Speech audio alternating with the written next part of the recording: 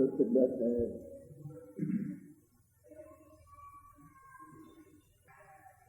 अध्यवसान बिल्कुल मिथ्या है, क्योंकि वो अपनी अर्थ क्रिया करने वाला नहीं है।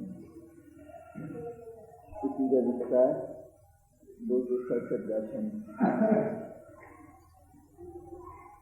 अब ये प्रश्न होता है कि अध्यवसान अपनी अर्थ क्रिया करने वाला कैसे नहीं। फिर प्रश्न किया है ऊपर से अध्यवसान का सामान्य रूप बताया कि उसकी अर्थ क्रिया नहीं होती, इसलिए वो निरर्थक है। अर्थ क्रिया नहीं होती इसलिए निरर्थक है। निरर्थक है इसलिए अपने अनर्थ के लिए।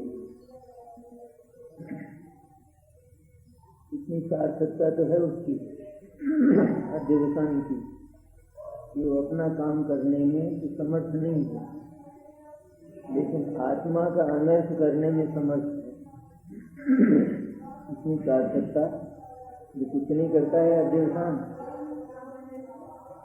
कुछ नहीं करता है, जैसा चाहता है वैसा होता नहीं है। तो फिर क्या करता है कि वो अपना ही अनर्थ करता है।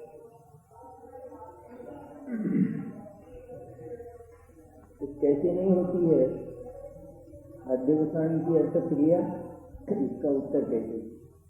दो सूत्र चल रहा है।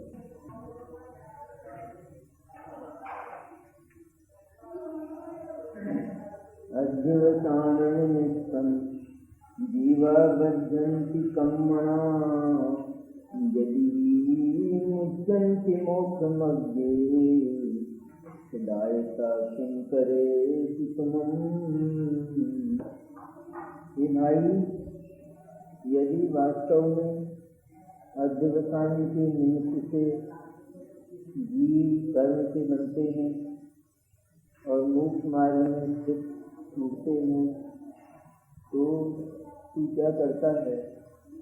तेरा तो बांध में छोड़ने का अभिप्राय व्यर्थ गया। हेतु दिया चाहिए। यदि वास्तव में अध्यवसान के निमित्त से जीव कर्म से बनते हैं, जिनको तू बांधना चाहता है, दुखी करना चाहता है, सुखी करना चाहता है, वे उनके अध्यवसान से दुखी सुखी हैं। कौन?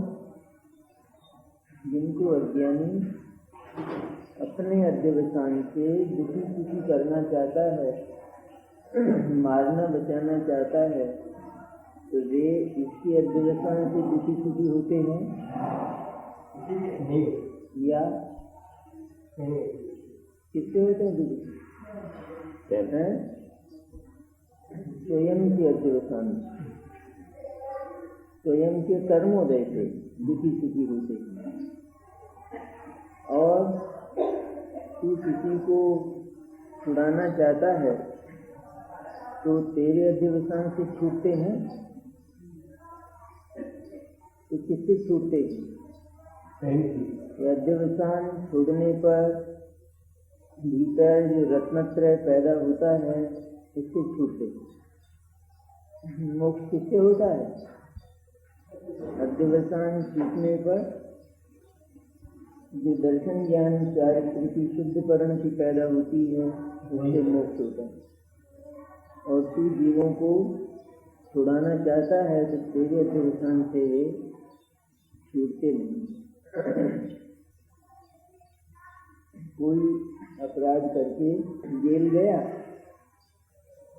तो कोई उसे छुड़ाना चाहता है, छुड़ा देगा? अथवा किसी को फांसी की सजा हुई तो कोई अध्यवसान से, अपने प्रयत्न से, अपने उद्यम से, अपने भावों से, अपने आग्रह से उसे छुड़ा देगा? तो नहीं होगा। तो ऐसा हो सबके सब छू मंतर हो जाए, जादू मंतर। एक जेल गया और दूसरे ने उसे छुड़ाने का परिणाम किया, तो जेल से बाहर आ गया। ऐसा हमने देखा नहीं, ऐसा होगा भी नहीं। अन्यथा कर्म और कर्म फल की सार्थकता नहीं रहेगी। कोई भी जीव दुखी और सुखी अपने बांधे हुए कर्म के उदय से होता है, तेरे भावों से नहीं। दुख और सुख से मुक्त अपने बांधे हुए कर्म के क्षय से होता है, तेरे प्रयत्न से नहीं होता। इसलिए तेरा किसी को सुखी और दुखी करने का जो अभिमान है वह बिल्कुल व्यर्थ जाता है। तो फिर क्या करें? अभिमान अगर व्यर्थ जाता है तो जाने दो।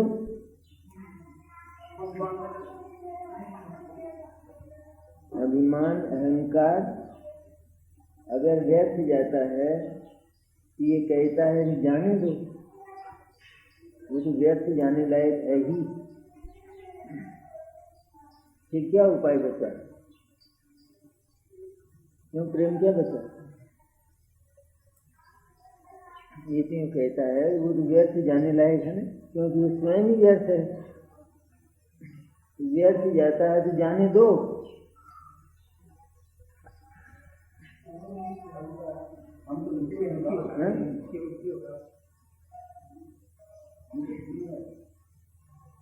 नहीं, आचार्य ऐसा कहते हैं, व्यर्थ क्यों खोता है उसको सार्थक क्यों नहीं करता? अभिमान का अहंकार का एक दूसरा रूप भी है कि जहाँ वो सार्थक होता है और उसकी सार्थकता तेरे अपने भीतर ही होती है। तू उस अहंकार को अपने भीतर लगा दे, अपनी सत्ता में लगा दे, तो वो एक क्षण भी निरर्थक नहीं होगा, पर वो प्रति समय सार्थक होगा। अहंकार जिसको मैं कहता है, उसका मैं अगर अहंकार को मिल जाएगा तो वो अहंकार प्रसन्न हो जाएगा, हंस उठेगा वो, क्योंकि उसको उसका मैं मिल गया। अब तक अहंकार को अपना मैं मिला नहीं था, इसने पकड़ना चाहा और वह भाग गया। इसने अपने मैं अनेक पहचाने जगत में, उनको पकड़ना चाहा और पकड़ा भी, लेकिन ये छूट कर भाग गया और इसका अहंकार व्यर्थ चला गया। इसलिए कहते हैं अहंकार ऐसा करो जो कभी व्यर्थ न जाए। इसलिए अहंकार अपनी सत्ता में फलता है, सार्थक होता है। जब शुद्धात्म तत्व में अहंकार होता है तो अहंकार हंस उठता है, अन्यथा ये अहंकार का रोना कभी समाप्त होने वाला नहीं है, क्योंकि यह जिसको भी पकड़ना चाहता है वो फिसल कर चला जाता है। फिर रोना रहा, हंसना रहा, नहीं जाता। शुद्धात्म तत्व के अतिरिक्त जिस किसी के प्रति अहंकार किया गया, भले ही वो इसके भीतर उत्पन्न होने वाले पाप और पुण्य के भाव भी हों, दुखी और सुखी करने के भाव भी हों, लेकिन वे छूट कर चले गए।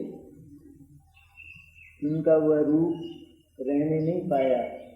दुखी करने का भाव था, वो भी फिसल गया। इसके बाद सुखी करने का भाव आ गया। सुखी करने का भाव था, वो भी फिसल गया। फिर दुखी करने का भाव आ गया। इस तरह ये सुखी और दुखी करने के भाव में यह आंधी में चिमटी की तरह से बहता रहा, लेकिन चैन नहीं मिला, आराम नहीं मिला, क्योंकि जिनमें निरंतर ही बदलाई होती है, परिवर्तन होता है, उस परिवर्तन में ये भी निरंतर परिवर्तित, ये कभी भी एक रूपता का अनुभव नहीं करता। इसलिए इस मिथ्या अहंकार को गला दो। कैसे गला दें? अहंकार को अपनी सत्ता पर स्थापित कर दो तो मिथ्या अहंकार गल जाएगा। उसको गलाने में मत लग जाना। इस मिथ्या अहंकार को गलाएंगे हम तो फिर गल जाओगे। तो क्या करना? अहंकार की दिशा मोड़ दें और उसको सही कर दें, सम्यक कर दें। सच्चे अहंकार, सम्यक अहंकार का नाम सम्यक दर्शन है। कई नाम है सम्यक दर्शन के। सम्यक दर्शन क्या है वास्तव में? जो वास्तविक अहंकार है कि जो कभी टूटता नहीं है, जो कभी फूटता नहीं, जो सदा सावत रहता है, जो सदा हरा भरा रहता है, उस अहंकार का नाम सम्यक दर्शन है। मिथ्या अहंकार हर समय टूटता है, टूटता है, उसका चूरा होता है। ऐसा अहंकार क्या कि जिसका हर समय चूरा हो। इससे तो कांच की चूड़ी अच्छी कि उस पर अहंकार थोड़े समय कुछ चल जाता है, लेकिन ये अहम जिस पर स्थापित किया गया वह इसको तरसाता हुआ चला गया। ये तरसता रहा, वो भागता रहा, लेकिन वो पकड़ में नहीं है। इसके भीतर उत्पन्न होने वाला पाप का परिणाम भी इसको तरसाता हुआ चला गया। भोग का भाव जो पैदा हुआ किसी भी इंद्रिय के विषय का, वो इसको तरसाता हुआ चला गया। ये उसको फिर पकड़ नहीं सका। ये चाहता था वो रहे, और वो ये चाहता था वो उत्पन्न हो, और वो उत्पन्न नहीं होता। इसी तरह पुण्य का भाव भी इसे तरसाता रहा। ये चाहता था कि वो भाव फिर आए। हम चाहते हैं मंदिर का भाव घर पर भी आवे, और वो आता ही नहीं। मंदिर का भाव दुकान पर भी आवे, और वो आता ही नहीं। क्या भाव है उसका? पुण्य का क्या भाव है? मुकंचन क्या भाव है? पुण्य करते हैं, पुण्य के भाव का पता नहीं। लोग रात और दिन व्यवसाय करते हैं, भाव पूछते हैं तो उसका पता ही नहीं। कोई भाव नहीं है। उसका क्या भाव बताया जाए कि जिस पर हमारा कोई अधिकार नहीं है, जो हमेशा ही दूसरे की गोदी में पलता हो, उस पुण्य का भाव हम क्या बताएं? उसका अधिकार ही किसी दूसरे को है। इसी तरह पाप गोगों की गोदी में पलता है, और पुण्य भगवान की गोदी में पलता है।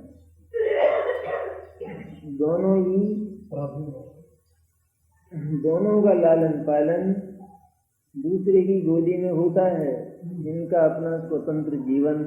इसलिए आत्मा इनके अहम के प्रति बस हो इसलिए मिलने वाला। ये तो इसके भीतर उत्पन्न होने वाले भावों की दशा है। तब जो सर्वथा इससे भिन्न है, उनकी क्या चर्चा करना। वे तो कभी इसके आराम की व्यवस्था कर ही नहीं सकते। ठीक ऐसा ही हुआ है, ऐसा का ऐसा। जैसे बंदर रोटी ले गया और अब वो तरसा था दूध, ये वापस दे देता, मिल जाती है। तो जो छुड़ाने वाला है वो तरसता ही रहता है। क्या करता है? तरसता रहता है और वो दूर भागता है। ये उसके पीछे भागता है तो वो और आगे नीम और इमली पर। ये पुण्य पाप की दशा ऐसी नहीं। पाप और पुण्य का भाव और पाप और पुण्य के फल, इनके पीछे अहंकार लेकर अज्ञानी दौड़ता है, लेकिन ये उनको पकड़ नहीं पाता। इसके हाथ नहीं आते हैं ये। इसलिए इस उद्यम को बस कर, ये उद्यम अनंत काल तक भी पूरा होने वाला नहीं है, क्योंकि तू छाया के पीछे भागता है और वो कभी पकड़ में आने वाली। छाया किसकी है? अपनी। पकड़ में आती है? किसी ने नहीं पकड़ी आती। इतनी सी बहादुरी नहीं। बड़े बड़े राष्ट्रों की व्यवस्था करने वाले अपनी छाया को नहीं पकड़ सके, कोई बात है? नहीं आई पकड़ में? क्यों? अपनी है, दिक्कत ही नहीं। बिल्कुल अपनी है तो क्या दिक्कत है छाया को पकड़ने की? इधर ये भागता है, उधर वो भागती।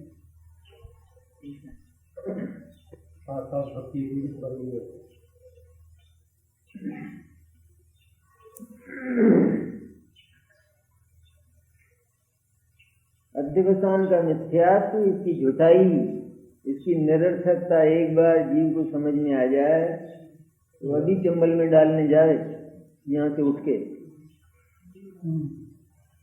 किसी को समझ में आवे यहाँ से उठा तो कोई नहीं।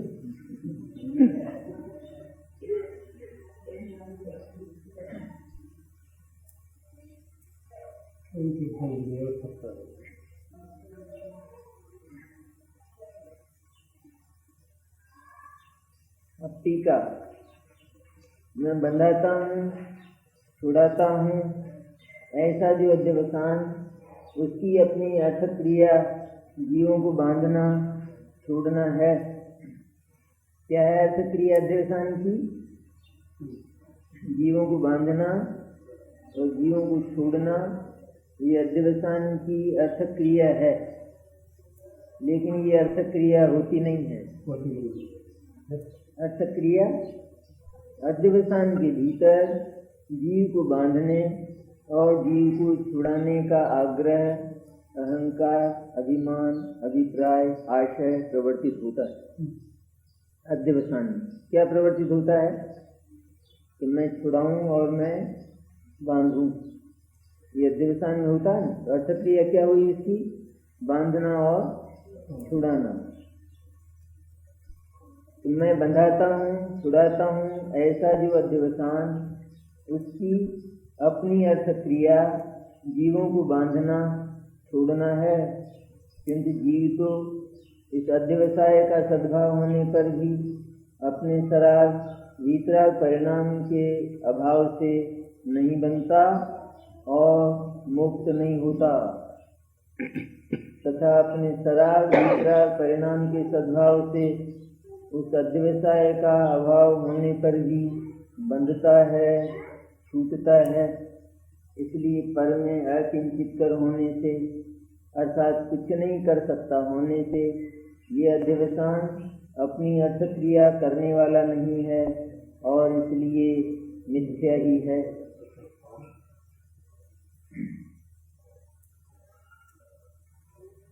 कहाँ तक इसकी मट्टी पलीत करें अध्यवसान की? तिरस्कार भी कहाँ तक करें? जीत तो है उसका, इसमें संदेह। जो जीत है वो अपनी आदत छोड़ने को तैयार नहीं होती। सिर्फ ज्ञान ही शरण है कि जो एक क्षण में इसकी धज्जियां बिखेर देता है। इसलिए कहते हैं पुनः पुनः ज्ञान की भावना करो, ज्ञान का स्मरण करो और अध्यवसान को लानत दो। तो इतना बकता है, एक तो करके बता, इस प्रलाप में क्या होने वाला, करके तो बता। जिसको महाकायर हो क्लीव और वो अपने घर में नाचता हो, मैं जाता हूँ देखो वहाँ पाकिस्तान की सीमा, देखना तुम तो कुछ करेगा जाकर या मरेगा। इसी तरह अध्यवसान बहुत प्रलाप करता है, लेकिन आचार्य कहते हैं करके तो बता कुछ किया है कि नहीं। शेर मार कर आया हूँ ऐसा बोले। वो शाम को आ गए, कहा तुम्हें शेर मार के आया। तो वो क्या बोली,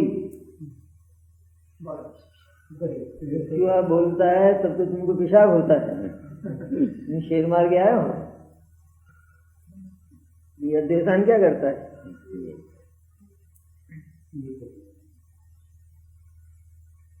जगत के बड़े बड़े काम करने का अभिमान करने वाला व्यवसाय ये केवल प्रलापी है, बकवास करता है, लेकिन एक तिनका नहीं टूटता इससे, थोड़ा भी। इसलिए मैं बंधाता हूँ, छुड़ाता हूँ। ऐसा जो अध्यवसान, उसकी अपनी अर्थक्रिया जीवों को बांधना छोड़ना है। अध्यवसान की अर्थक्रिया जीवों को बांधने और छोड़ने रूप होनी चाहिए, होती नहीं, क्या है, होना चाहिए। क्यों होना चाहिए, क्योंकि उसका अर्थ ही यह है। अर्थ माने उस अध्यवसान का प्रयोजन ही यह है कि मैं किसी को बांधूं, अर्थात बांधने की क्रिया करूं, मैं किसी को छुड़ाऊं। ये उसके भीतर, अध्यवसान के भीतर, बाहर नहीं, बाहर कुछ नहीं होता है, उसके भीतर ये अहंकार प्रवर्तित होता है। किंतु जीव तो इस अध्यवसाय का सद्भाव होने पर भी अपने सराग वितराग परिणाम के अभाव से नहीं बनता। इस अध्यवसाय का सद्भाव होने पर भी ये अध्यवसाय तो रहे अज्ञानी में, और जो दूसरा जीव है वह बनता कैसे है, सराग परिणाम और वितराग परिणाम से छूटता है। तो इस अध्यवसाय से होता है क्या, इस अध्यवसाय से बनता है, इस अध्यवसाय से छूटता है। सराग वितराग परिणाम के अभाव से नहीं बनता और नहीं मुक्त होता। सराग परिणाम का जब अभाव होता है बंधेगा या मुक्त होगा, मुक्त होगा। और वितराग परिणाम का अभाव होगा तब बंधेगा, और ये अध्यवसाय खड़ा खड़ा देखता रहेगा।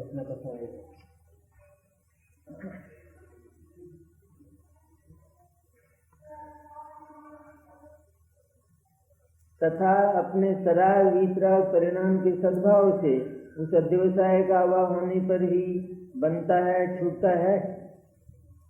कोई दूसरा किसी को बांधने का और किसी को छुड़ाने का भाव न करे तो भी जीव अपने सराग परिणाम से बनता है और वितराग परिणाम से मुक्त होता है। या वह किसी के अध्यवसाय की प्रतीक्षा किया करता है कि कोई आएगा मुझे बांधने वाला अथवा मुझे छुड़ाने वाला कोई आएगा। ये मुनिराज जो ध्यान करते हैं तो वो किसी की आशा करते होंगे कि आएगा कोई मेरे कर्मों को काटने वाला, ऐसी होती आशा। तो वितराग परिणाम से मुक्त होते हैं और पहले अज्ञान दशा में सराग परिणाम से बंधते थे, किसी के अध्यवसाय से बनते नहीं थे तो किसी के अध्यवसाय से छूटते नहीं थे। बंधता है और छूटता है। कोई खड़ा हो जाए ना, जैसे आपकी दुकान के सामने, और वो कहे कि देखो मैं खड़ा खड़ा देखता हूँ इसलिए तुम्हारी दुकान चलती है, तो हम मंजूर करेंगे इस बात में तो अच्छा तो चला जाए फिर चलती है कि नहीं, नहीं मैं खड़ा हूँ ना, वो हटता नहीं, मैं खड़ा हूँ इसलिए तुम्हारी दुकान चलती है। अच्छा ठीक है, पर तू हट तो एक बार, वो हटता है तो भी दुकान तो ठीक है। ये अध्यवसाय क्या कहता है, ये दुनिया में जितना भी मारने बचाने का व्यवसाय होता है वो मैं करता हूँ। तो आचार्य क्या कहते हैं, हट जाए एक तरफ, देखते हैं फिर होता है कि नहीं। वो तो होता है, लोग नहीं कहते मेरे बाद क्या होगा देखना जरा, नहीं कहते देखना मेरे बाद क्या होगा, मेरे बाद देश ही नहीं चलेगा, मेरे बाद ये परिवार ही नहीं चलेगा। देखा किसी ने किसी का परिवार नहीं चला, किसी के बाद सबका चला।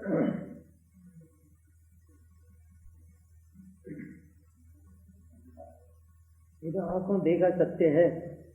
अध्यवसान की झूठाई, कितना झूठ यूँ कहते हैं। अरे एक बार तो सच बोला होता तू जीवन में, तो हम तेरा सब सत्य मान लेते। एक बार तो बोला होता, एक बात में तो, लेकिन निपट झूठ है कहते तेरे भीतर। जितना तूने घोषणा की, अहंकार किया, विज्ञापन किया, तेरे सारे विज्ञापन झूठे चुपते। ये विज्ञापन तो बहुत अच्छे अच्छे हों किसी फर्म के, और वहाँ जाके देखे तो दिवाला है कि आओ जिसको लेना हो मेरे पास से जितना चाहिए उतना ले जाओ, और वहाँ जाए तो एक नया पैसा मिलता नहीं। ऐसी झूठी दुकान एकदम। इस तरह अध्यवसान की ये सारी दुकान फर्जी है कहते हैं, फर्जी, फ्रॉड है एकदम, नकली। इसके चक्कर में नकली दुकानें बहुत होती हैं बड़े शहरों में, नकली सब। एडवांस लिया, किस्सा जाओ आप बस पहुंच जाएगा माल आपके। सब रसीदें सब बाकायदा साथ, सब नकली चुपता। ये अध्यवसान का व्यवसाय ठीक ऐसा ही है। देते हैं आश्वासन किसी को, बस मेरा विश्वास करो, आप कुछ नहीं होने वाला है कहते। फर्जी दुकान है, बिल्कुल नकली। जरा भी एडवांस मत देना वरना फंस जाएगा।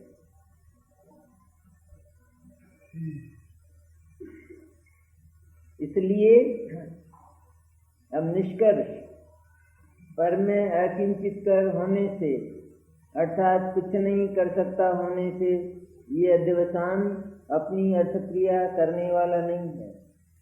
पर में अकिंचित कर होने से ये अध्यवसान दूसरे में कुछ भी करने को समर्थ नहीं है।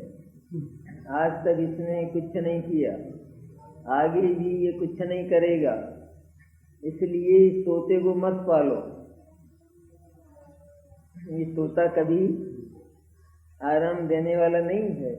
अकिंचित कर है एकदम। अकिंचित कर मैंने किंचित मात्र भी करने को समर्थ नहीं है। जैसा यह अभिमान लेकर आगे बढ़ता है, कुछ नहीं कर पाता थोड़ा भी। इसलिए पर में अकिंचित कर होने से यह अध्यवसान अपनी अर्थक्रिया करने वाला नहीं है। सदा ही अध्यवसान अर्थक्रिया को लेकर पैदा होता है और अर्थक्रिया होती नहीं है। इसलिए इस अध्यवसान की अर्थ ही निकालो। यूँ कहते हैं कोई नहीं निकालता, पालता तोते की तरह, उसे चुग्गा और डालता। अध्यवसान को पाप और पुण्य का चुग्गा डालता।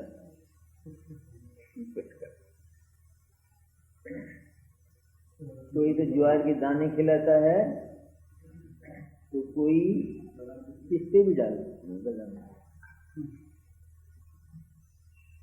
चुग्गा पाप पुण्य का मत डालो, इसको सब व्यर्थ जाने वाला है।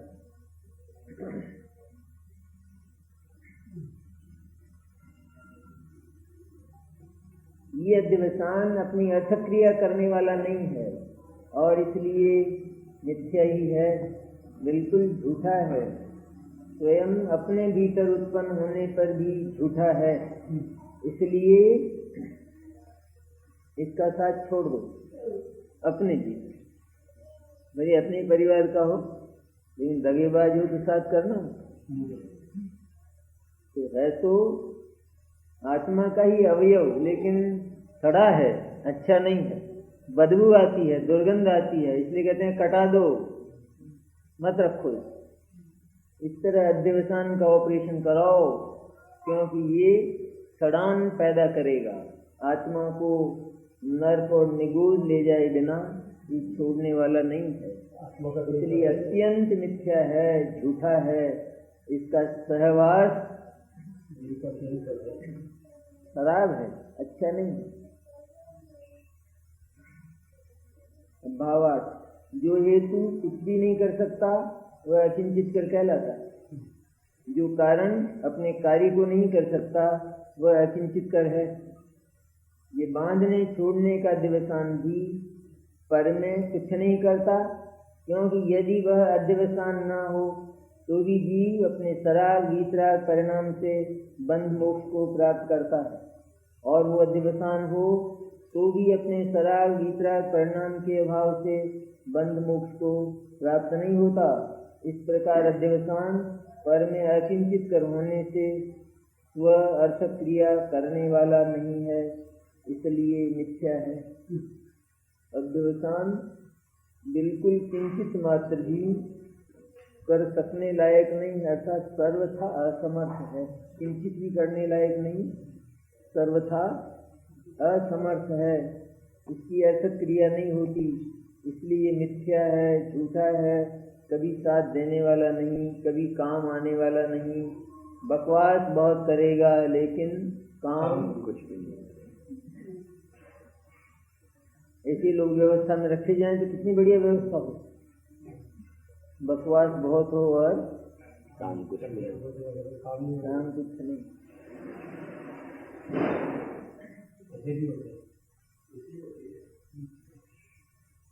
अब इस अर्थ का लोक में लोग सब संभले हुए और अध्यात्म में सारा जगत पागल। धर्म में सारा जगत पागल। लोक में परीक्षा पूरी करें और धर्म में जो टके शेर भाजी, टके शेर खाजा, अंधेर नगरी और चौपट, उसी के साथ ऐसी एक घड़ा लेने जाए तो छत पे बजाए उसे, देखना देखना देखना। पहले तो 4 पैसे का आता, 4 रुपए का आता, तो बजाए। धर्म में किसी को बजाने की जरूरत। सब्जी मंडी में सब चले सारा, ऐसी धर्म ही ऐसी सब्जी मंडी है ही।